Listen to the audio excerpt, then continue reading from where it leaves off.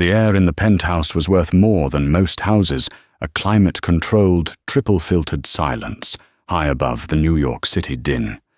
Arthur Sterling, a man who could command markets with a single phone call, held a pen worth $10,000.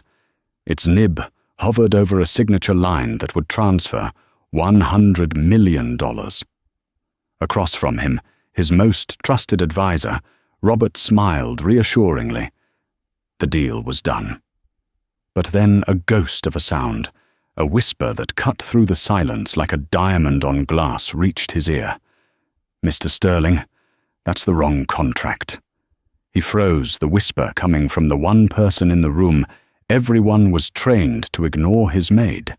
Arthur Sterling lived in a world constructed of glass, steel, and silent obedience.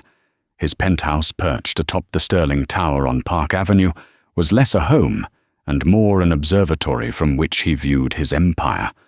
From this vantage point, people were assets, opportunities, or obstacles. Emotions were liabilities, a lesson seared into him by the market crash of '08 and reinforced by the recent quiet passing of his wife Catherine. Her absence had carved a hollow space into his life that no acquisition could fill, leaving him operating on a kind of ruthless autopilot. Work was his only solace. Today's work was the Metropolitan Tower, a titan of pre-war architecture he'd coveted for a decade. Acquiring it wasn't just business, it was a legacy statement, the crowning jewel of Sterling Holdings. The negotiations had been brutal, a 6-month marathon orchestrated by his COO and oldest friend, Robert Finch. Robert, with his steady demeanor and encyclopedic knowledge of Arthur's preferences, had been his rock for 20 years, especially in the year since Catherine's death. "The final papers are ready, Arthur." Robert had said that morning, his voice a familiar, calming baritone. "Vincent Cortez is on his way up. We'll have it signed before lunch." Vincent Cortez was the seller's broker, a man as sleek and polished as the Italian marble in the lobby. He possessed a disarming charisma that Arthur instinctively distrusted, but Robert had vouched for him completely. "He's sharp, but he's straight," Robert had assured him. "He got us the terms we wanted." Invisible in this high-stakes theatre was Mariah Jones. To Arthur, she was a quiet, efficient presence, a part of the penthouse's seamless operation. He knew her name, of course, and that she was impeccably professional. He was unaware that she saw everything. She saw the way his shoulders slumped when he thought no one was looking, the way he'd stare at the empty chair beside his at the dining table. She saw the subtle shift in Robert Finch's posture, lately a new, almost imperceptible tension. Mariah's life was a world away from this gilded cage. She was here dusting priceless sculptures and polishing floors that reflected the sky, for one reason: her younger brother, Leo. His cystic fibrosis required medications with price tags that looked like phone numbers. For him, she had put her own dreams on hold, dreams of law school, of becoming a paralegal. She had completed 2 years of a rigorous pre-law program before her mother's illness, and Leo's worsening condition had forced her to drop out. The textbooks were still on a shelf in her small Queens apartment, gathering a different kind of dust. But the training had stuck. She had a mind wired for detail, for spotting the loophole, the misplaced clause, the anomaly.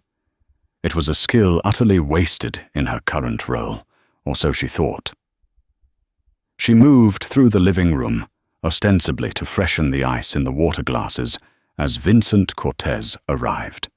He was a vision in a custom-tailored suit, his smile bright enough to power a small city. He and Robert Finch greeted each other like old comrades. "Robert, my friend," a historic day. Cortez boomed, his voice echoing slightly in the cavernous space. "Indeed, Vincent, all your hard work has paid off," Robert replied, clapping him on the shoulder. Arthur gave a curt nod. "Let's get to it." The 3 men sat at the massive oak table, that served as Arthur's informal boardroom. Two identical-looking, leather-bound portfolios were placed in the center. Maria, from her position by the wet bar, watched the ritual unfold. She saw the easy camaraderie between Robert and Vincent, a little too easy, perhaps. She saw the weariness in Arthur's eyes, a shadow that hadn't been there a year ago. He was a titan, yes, but even titans could be worn down. He trusted Robert implicitly, and that trust was the foundation upon which his empire was built. It was a foundation Maria noticed that was about to be tested. The atmosphere was thick with the scent of expensive leather and impending victory. Cortez walked Arthur through the deal's highlights, his voice a smooth, persuasive melody. Robert Finch interjected, occasionally adding details and clarifications, painting a picture of a flawless transaction. And the final wire instructions for the initial $100 million deposit are on the signatory page as requested, Arthur. Robert said, sliding one of the leather portfolios in front of him. Clean and simple. Maria was refilling a pitcher when her phone buzzed silently in her pocket. A text from her brother, Leo. Forgot my inhaler again. Can you swing by school? Her heart squeezed. She typed a quick, on my way after work.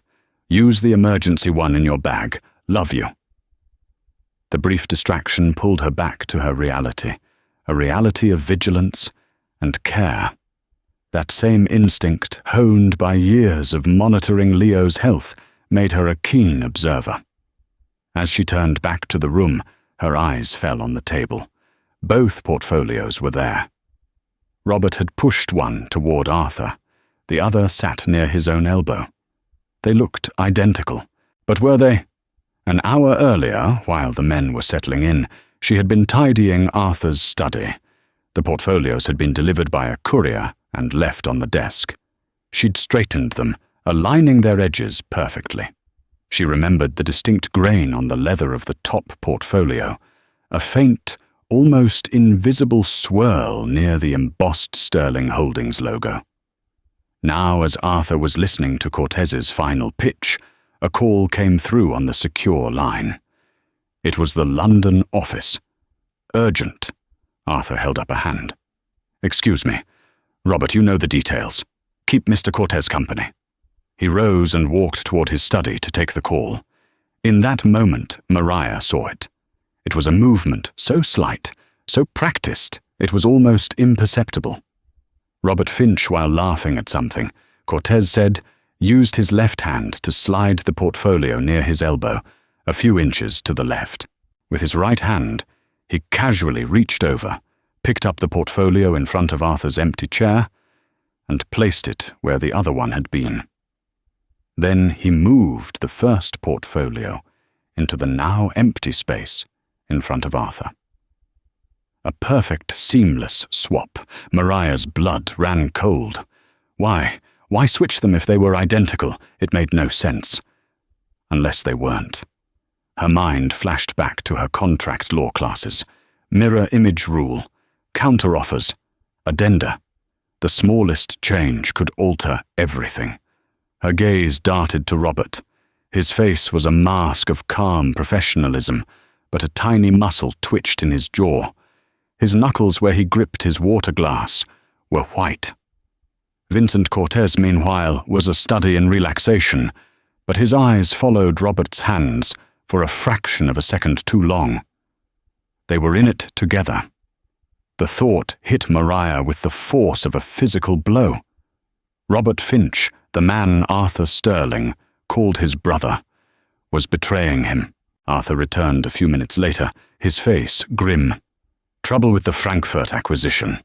Dealt with. He sat down, his focus clearly fractured. He picked up the portfolio now in front of him, the one Robert had switched. Right where were we? The signature page, Arthur. Robert said smoothly, his voice betraying nothing. He unscrewed the cap of the expensive fountain pen and handed it to his boss. Time to make history. Maria's mind raced. What could she do?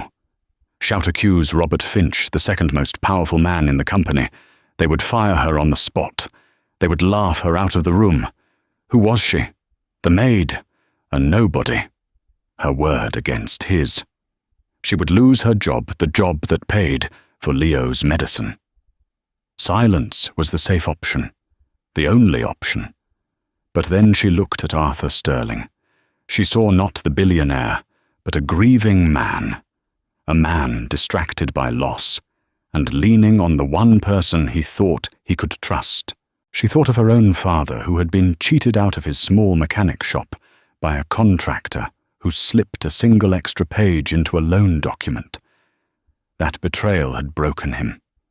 She couldn't stay silent, but she couldn't be overt. Arthur took the pen. The weight of it felt final. He scanned the last page, his eyes glossing over the dense block of text containing the wire instructions, heading straight for the dotted line at the bottom. The nib touched the paper. Mariah knew she had 1 second. 1 second. Not enough time for a plan, only for an act of pure, desperate instinct. As the pen's platinum nib made contact with the heavyweight paper, Mariah moved. She strode forward from the wet bar, her posture radiating an urgency that was completely at odds with her uniform. Her movements were fluid and precise, born of years of navigating crowded rooms without being noticed. This time she wanted to be noticed. "Oh, Mr. Cortez, I'm so sorry," she exclaimed, her voice pitched with controlled panic. As she reached the table, her hip, accidentally, bumped the small side table, holding the ice bucket and water pitcher. It was a calculated collision, just enough to send the pitcher of ice water tipping over. A cascade of freezing water and clattering ice cubes sluiced across the polished oak, heading directly for Vincent Cortez's lap and the precious documents. "What the?" Cortez yelped, jumping back from his seat as icy water soaked his $1,000 trousers. Robert Finch shot up. "Mariah, what in God's name are you doing? Be careful!" In the chaos, Arthur had instinctively pulled the contract away from the spreading puddle. The moment of signature was shattered. Everyone's attention was on the mess on Cortez, sputtering and dabbing at his suit with a napkin on Robert berating Mariah. This was her window. Under the cover of Robert's furious tirade, Mariah leaned down ostensibly to start cleaning up the spill with the cocktail napkins she'd grabbed. Her head was close to Arthur's, her body shielding the movement from the other two men. Arthur was looking at her with sheer, unadulterated annoyance. He opened his mouth to dismiss her, to fire her, but she spoke first. Her voice was a breath, a secret passed in the middle of a storm. "Mr. Sterling," she whispered, her eyes locked on his, pleading for him to understand. "That's the wrong contract. The one he swapped." The words were so quiet, so impossible, that for a moment Arthur Sterling thought he'd imagined them. He stared at her. There was no hysteria in her eyes, only a terrifying certainty. The maid, the invisible woman who polished his life into a frictionless existence, had just thrown a bomb into the center of his world. He looked from her face to Robert's, who was still fuming. "This is unacceptable. Arthur, I am so sorry for this incompetence." Then he looked at the contract in his hand, and at the other identical portfolio still sitting on the far side of the table, safe from the spill. The one he swapped. A cold dread entirely separate from the Frankfurt deal began to creep up his spine. Why would she say that? What could she possibly gain from such a wild, career-ending lie? Nothing. But if she was telling the truth, he made a decision. His public face snapped back into place, a mask of pure, cold authority. "Enough, Robert," he said, his voice cutting through the air and silencing everyone. He placed the pen deliberately on the table. He stood up, holding the damp-edged contract. "Mr. Cortez, my sincerest apologies for this interruption, and for the state of your suit. Please send me the cleaning bill. Robert, escort Mr. Cortez to the guest lounge. Get him a drink and a towel." Cortez looked flustered, but he nodded. Of course, Arthur. A minor mishap, you know. Robert hesitated, his eyes darting between Arthur and Maria, who was now quietly sopping up the water. Arthur, are you sure we can just get a fresh printout of the signature page? I'm sure, Arthur said, his tone leaving no room for argument. I need a moment to review this again, now that my concentration has been broken. Give me 15 minutes. He didn't wait for a reply. He turned the portfolio in his hand and strode toward his private study, his mind a whirlwind of disbelief and a terrifying growing suspicion. Before he closed the heavy oak doors behind him, he looked back into the room, and his eyes found Maria. You, he commanded, his voice flat. In my study.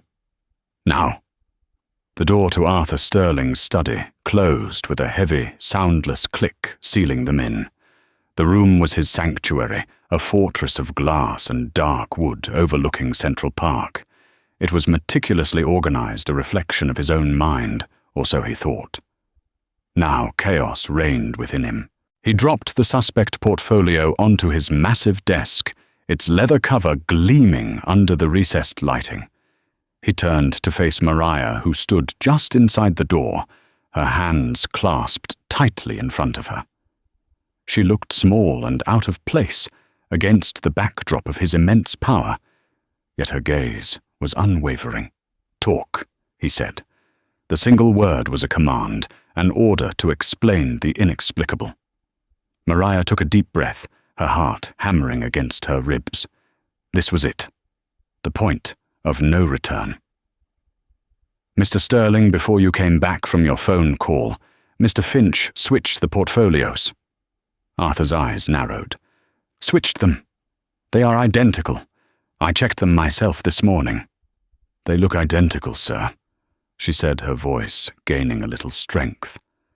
But when the documents were delivered, I straightened them on your desk.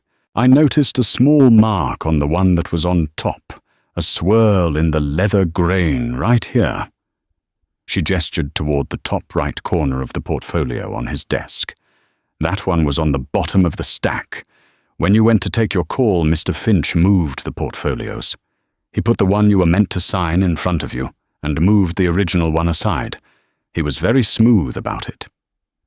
It was a flimsy detail, a swirl in the leather. It sounded insane. Arthur wanted to dismiss it, to call security, and have her removed for this bizarre fantasy. But the sheer conviction in her voice and the memory of that flicker of unease he'd felt about Cortez held him back. And why would he do that? Arthur pressed his voice dangerously low. I don't know, sir. But in a past life, I studied contract law. The smallest change, a number, a clause, an addendum can change everything. There is no other reason to switch identical documents unless they are not, in fact, identical. A past life, the phrase snagged his attention. He looked at her more closely, truly seeing her for the first time. He saw not just a uniform, but the intelligence in her eyes. Get the other one, he ordered. Maria nodded, slipped out of the study, and returned a moment later with the second portfolio, the one that had been sitting near Robert. She placed it on the desk next to the first. Arthur stared at them. On the outside, they were perfect twins. He opened the first one, the one he'd almost signed. He flipped to the signatory page, the dense block of legalese staring back at him. He then opened the second portfolio to the same page. He laid them side by side. His eyes scanned back and forth, line by line. Everything appeared the same. The same wording, the same font, the same layout. His shoulders began to relax. This was a mistake.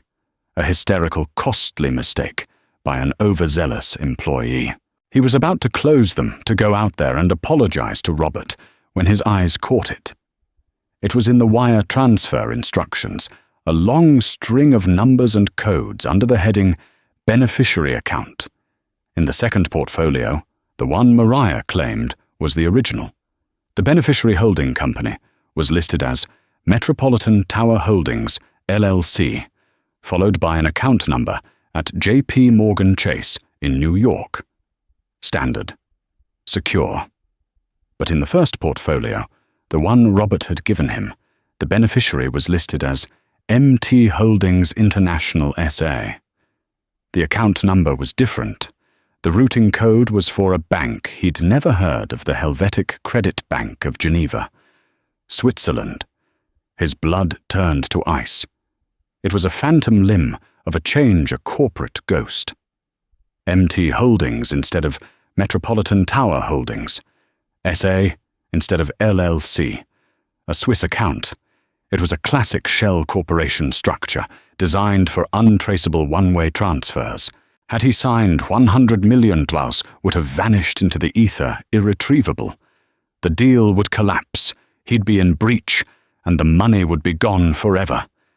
He sank into his leather chair, the air driven from his lungs. The scale of the betrayal was staggering.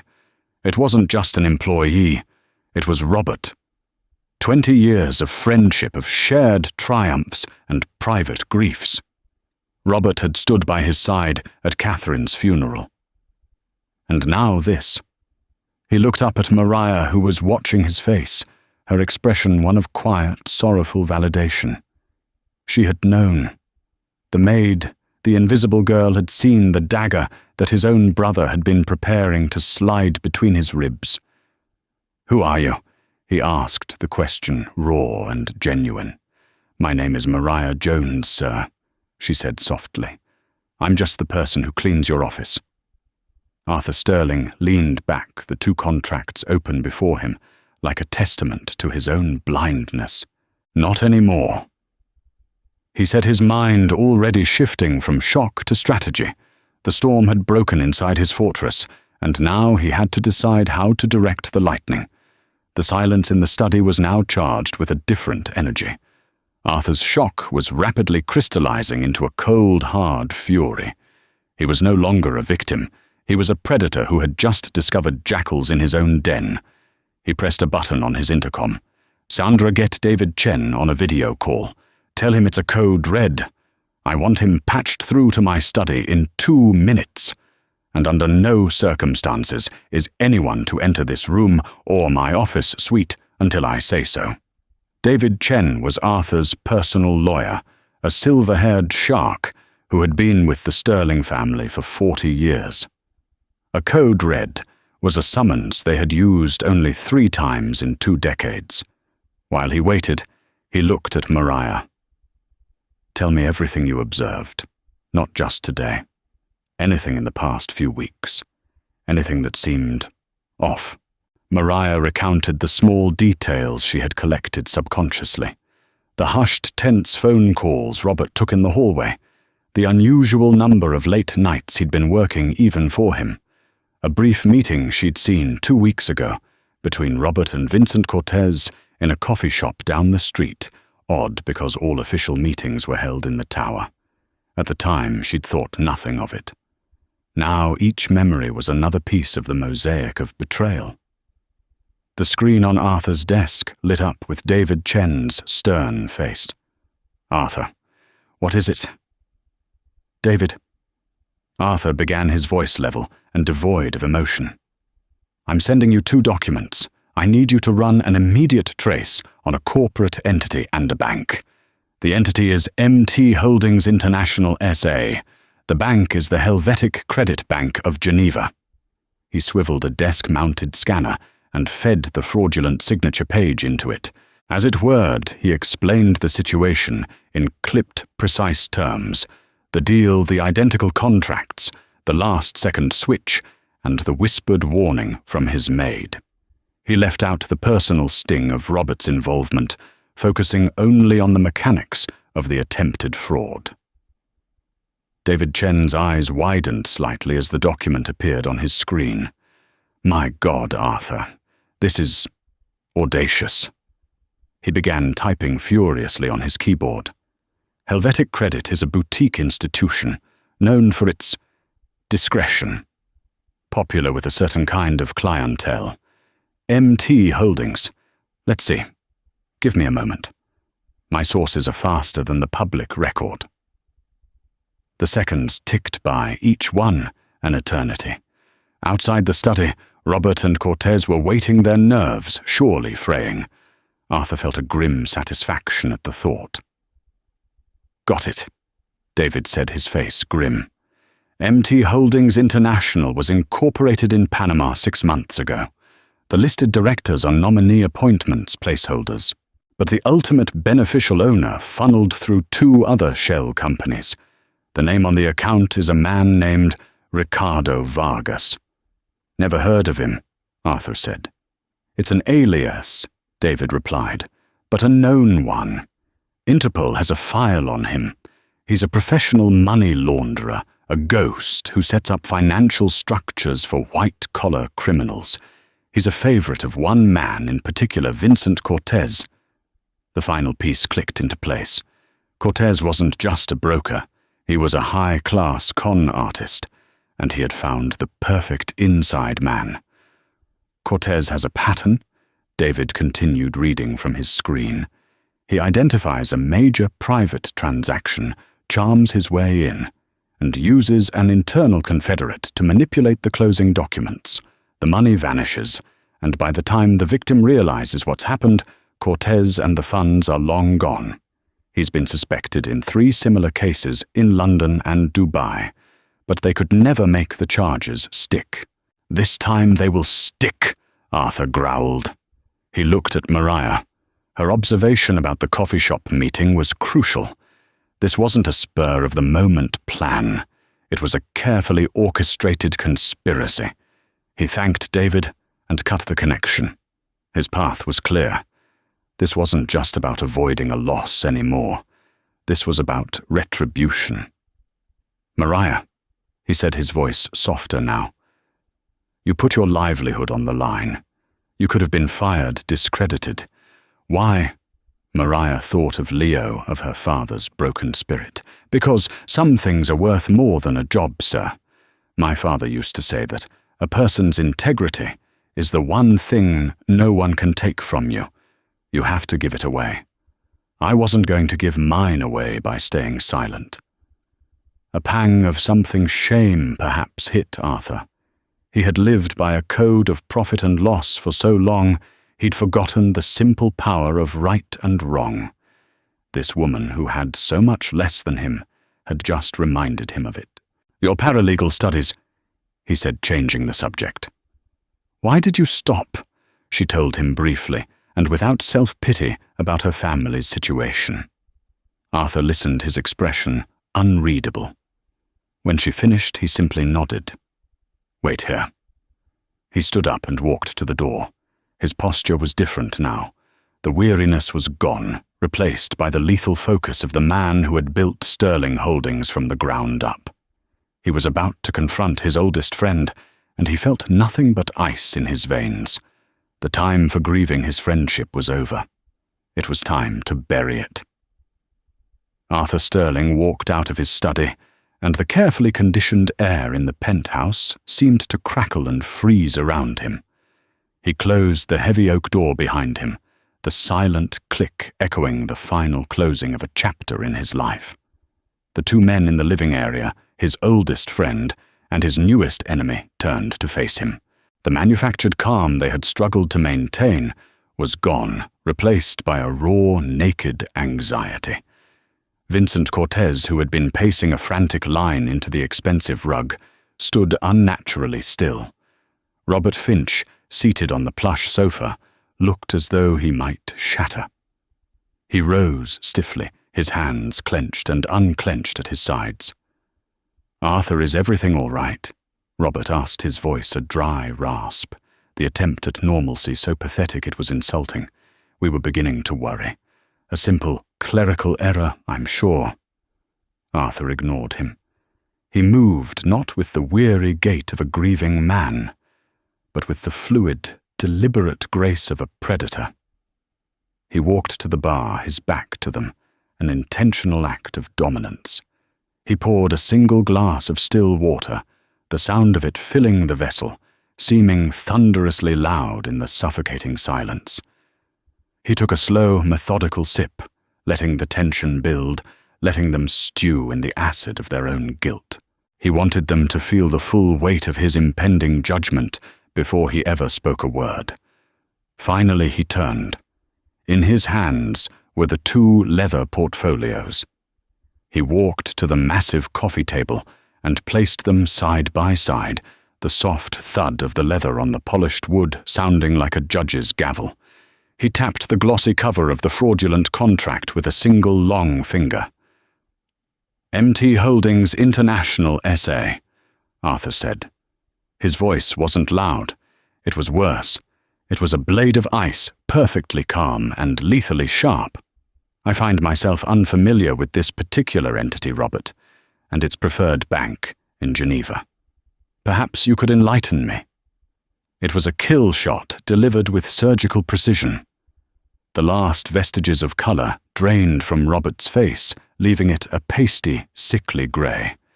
He stared at the portfolio as if it were a coiled viper about to strike. A small strangled sound escaped his lips.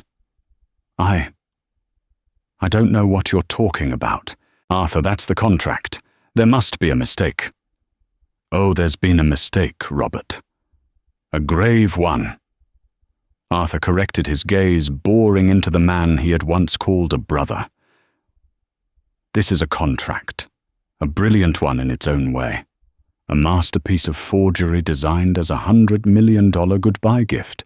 Did you really think I wouldn't see it? Did you think I was so lost, so distracted?" He paused, letting the word hang in the air. So weakened by Catherine's passing that I would let my closest friend, my most trusted advisor, bleed my company dry and simply walk away. Each word was a physical blow, stripping away Robert's denials. The dam of decades of resentment, jealousy, and perceived victimhood finally burst. Robert Finch broke. "You have no idea," he suddenly roared, his voice cracking with a furious, self-pitying tremor. "You stand there in your glass tower and judge me. Do you have any idea what it's like to live in your shadow? For 20 years, I've given you my life. Arthur's genius, Arthur's vision, the papers all say. I was the one working until 3 a.m. on the logistics while you were taking the booze. The Phoenix Project, my idea from start to finish, I brought it to you, and you dismissed it as unfeasible. A year later, you rebrand it as the Apex Initiative, and it becomes the cornerstone of our real estate division. You never even acknowledged it was mine." He was pacing now, his movements jerky and uncontrolled. "And what did I get for it? A generous salary scraps from your table. While you built a legacy, I managed your details. While you grieved, I held this company together. I was the one taking the calls, reassuring the board, keeping the sharks at bay. And you still treated me like the help. This deal," he gestured wildly at the papers, "this was my masterpiece, my plan, and you were just going to put your name on it like everything else." Vincent Cortez watched this tirade with the detached air of a connoisseur. This was the weakness he had found, the crack in the foundation of Arthur's empire that he had so skillfully widened. He had whispered poison into Robert's ear for months, validating his grievances, stoking his ego, and promising him the recognition he so desperately craved. Arthur felt a pang of something cold and hollow in his chest. The betrayal was no longer just financial. It was biblical.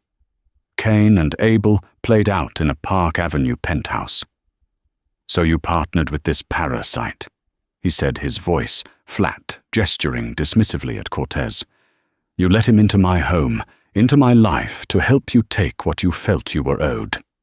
He straightened up, the cold fury returning. "It's over, Robert. My lawyer has already identified your Panamanian shell company. He knows about the alias Cortez uses to launder the money. He's also flagged your friend here to Interpol. The authorities are on their way." Robert looked utterly defeated, but Cortez simply smiled. It was a chilling reptilian expression, devoid of all warmth and humanity. He stepped forward, his arrogance returning in full force. "You think you've won?" Cortez sneered, his voice dripping with condescension. "You think this is that simple, Arthur. You are a brilliant man, but you are still just a man. And men have secrets." He reached into his tailored briefcase and retrieved a slim, unassuming manila folder. He didn't toss it. He placed it on the coffee table with the reverence of a priest laying a sacred text upon an altar. "Let's talk about the Blue Harbor development deal from 2015. Arthur Sterling went rigid. Blue Harbor, a ghost from his past, an ugly, brutal acquisition where he had pushed bent and arguably broken zoning and environmental regulations. It was legally grey, ethically bankrupt, and the one true skeleton in his closet. A secret he had shared with only one person on Earth's Robert Finch. With trembling hands, Arthur opened the folder. His blood ran cold. It was all there. Photocopied emails he thought had been deleted. Internal memos marked "Destroy." Worse, there was a transcript of a recorded conversation, a conversation he'd had with a city planning official, filled with veiled threats and promises of future favors. And at the back, a sworn notarized affidavit from a disgruntled former Sterling Holdings accountant, a man Robert would have known how to find, detailing the creative accounting used to hide the payoffs.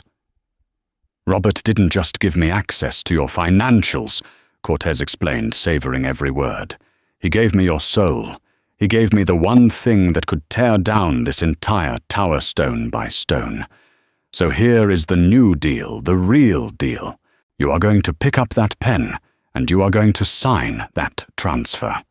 You will then call your pet lawyer and tell him it was all a terrible misunderstanding.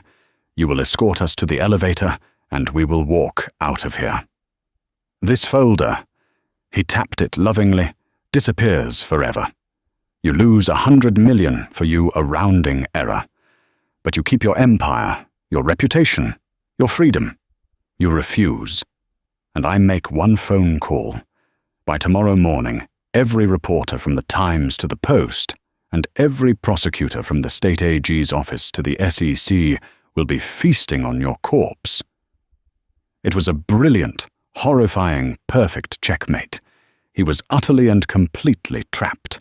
The law could punish them for the fraud, but the court of public opinion, fueled by Cortez's blackmail, would crucify him. He looked at Robert's face and saw not a hint of remorse, only a mask of triumphant hatred. The betrayal wasn't just about money.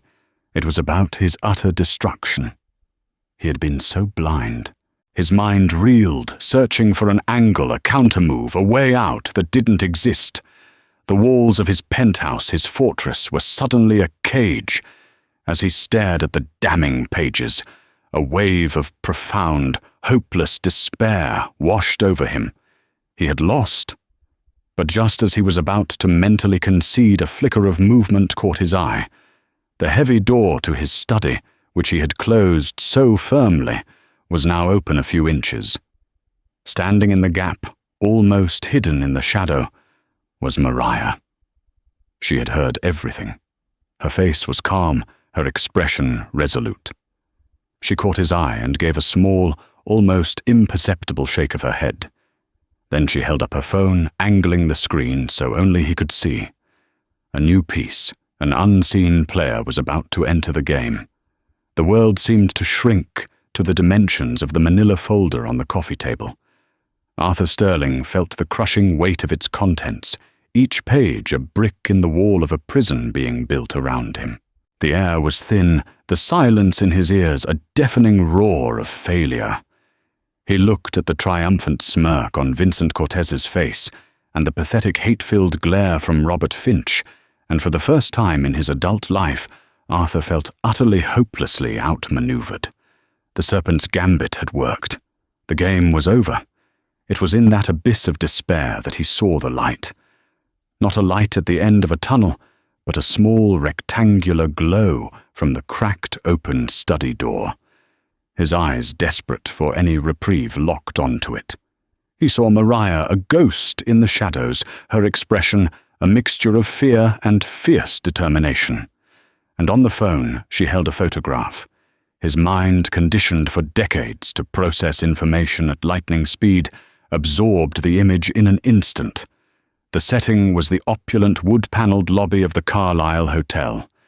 The man was unquestionably Vincent Cortez, looking just as suave and predatory as he did now, but it was his companion that made Arthur's heart stop. Isabella Romano.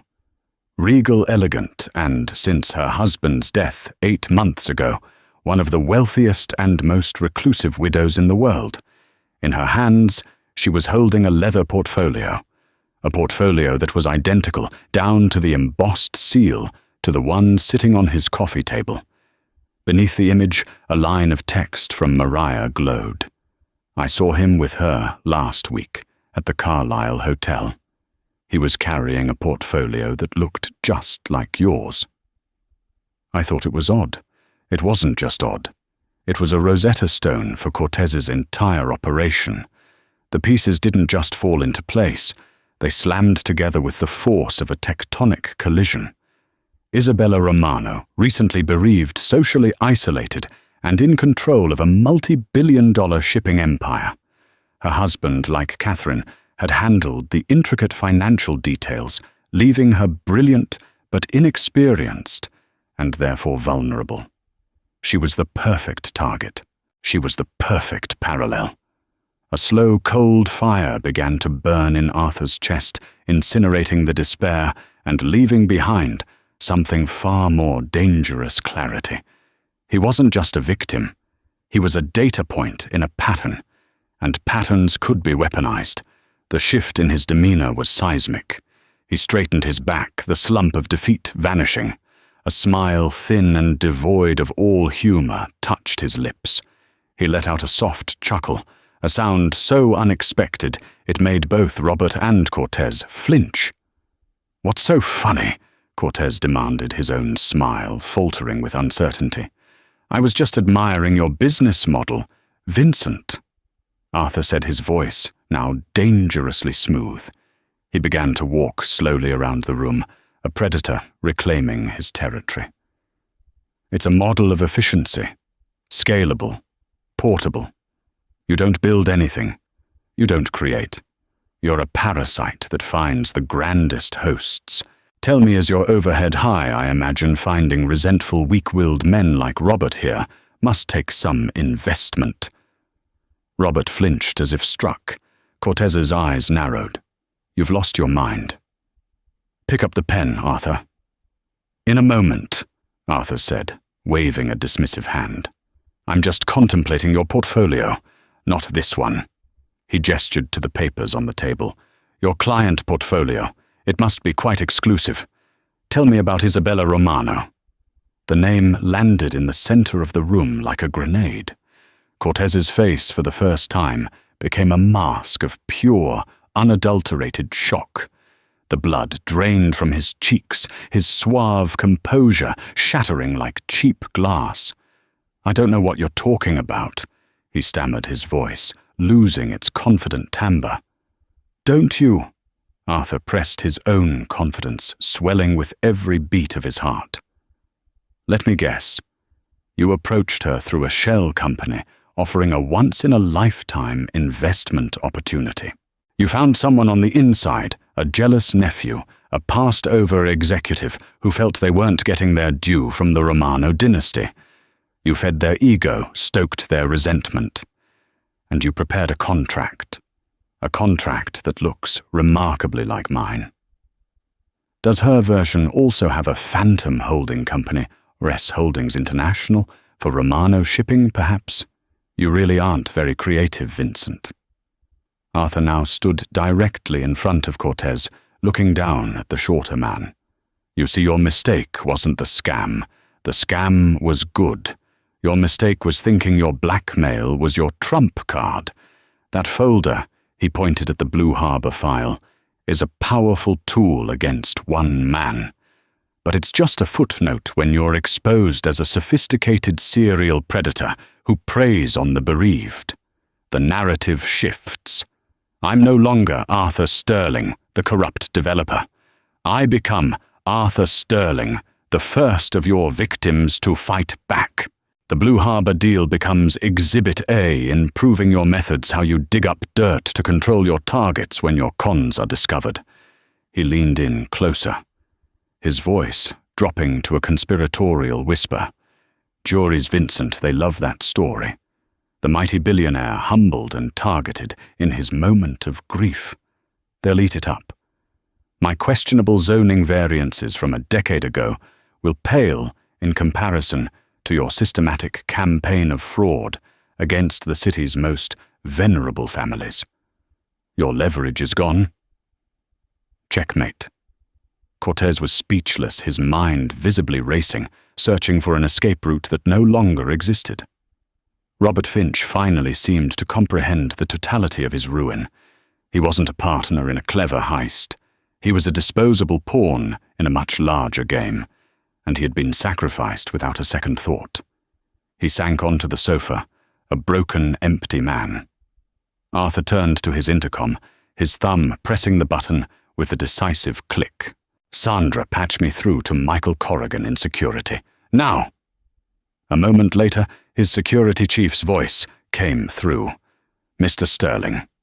Michael Arthur said calmly, I have 2 gentlemen in my penthouse who will be leaving with your team. They are not to be harmed, but they are not to touch anything. Escort them to the holding room on the sub-level. The NYPD and the FBI will be arriving shortly to take them into custody. I'll be down in an hour to give my statement. Then he looked toward the study door where Mariah stood, watching a silent witness to the reversal of fortunes. Mariah, if you would please, get the direct line for Mrs. Isabella Romano's chief of staff. Tell him Arthur Sterling needs to speak with him on a matter of extreme and mutual urgency. The finality in his voice was absolute. Cortez made a desperate last-ditch appeal. Sterling, wait, we can make a deal. I'll give you the folder, everything. But Arthur had already turned his back on him, the conversation over. A few minutes later, 2 impeccably dressed but powerfully built men from Arthur's private security detail entered the room. They moved with silent, unnerving efficiency, flanking Cortez and the now sobbing Robert Finch. There was no struggle. As Robert was led out, his eyes met Arthur's one last time.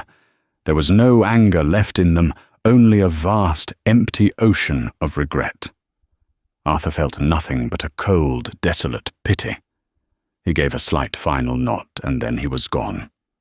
One of the security men carefully picked up the manila folder and handed it to Arthur, before escorting Cortez from the room.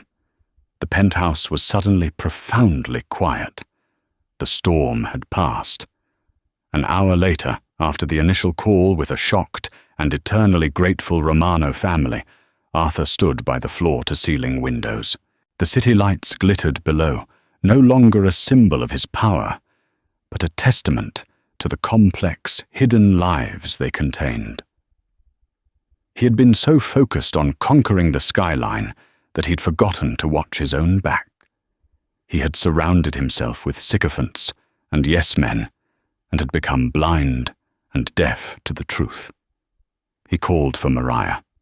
She entered the room, no longer just his maid, but his savior. She stood respectfully waiting. They are gone, he said, turning from the window. The authorities believe that with my testimony and the evidence from the Romano case, Cortez will be imprisoned for a very long time. Robert will likely testify against him for a lesser sentence. He paused, placing the Blue Harbor folder on his desk. This was a ghost I thought would haunt me forever. Now it's just paper. He looked at her, his gaze clear and direct. Thank you is an inadequate word, Mariah. You didn't just save me $100 million. You saved me from my own arrogance, my own blindness. I prided myself on seeing every angle, yet I couldn't see the viper in my own house. But you did. You see things people miss. You see people." "I just did what I thought was right, sir," she said softly. "I know. And that quality is rarer and more valuable than anything Sterling Holdings has ever acquired," he said. He walked over to his desk.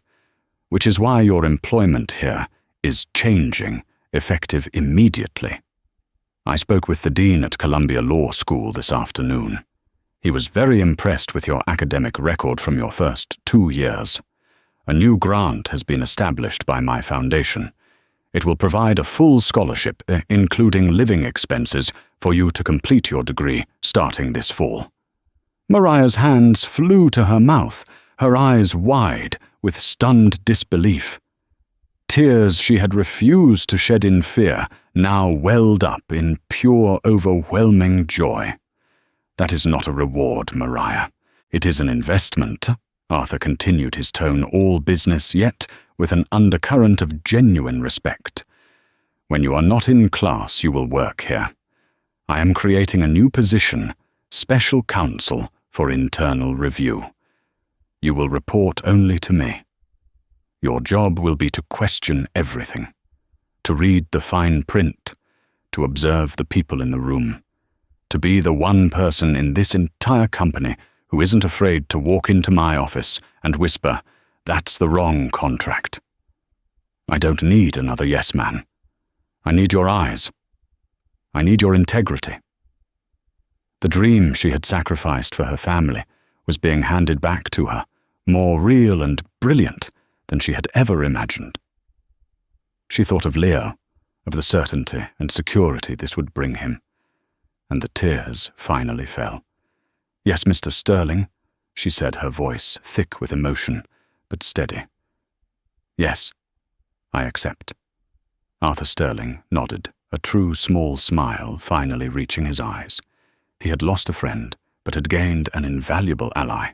In the gilded cage of his penthouse, high above the city, a new and unlikely partnership had been forged, not in the fire of ambition, but in the quiet, unshakable power of a truth whispered at just the right time.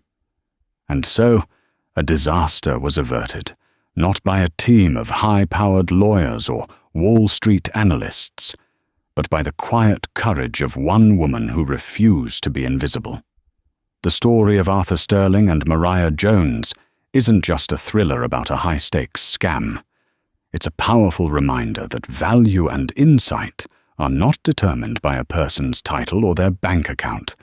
It's about how the most important details are often seen by the people we're trained to look past.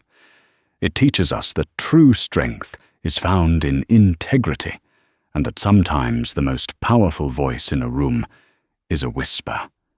If this story resonated with you, and if you believe in the power of the unsung hero, please take a moment to hit that like button and share it with someone who needs to hear it. Don't forget to subscribe to our channel and turn on notifications so you won't miss our next real-life story of drama, intrigue, and incredible twists of fate. Thank you for listening.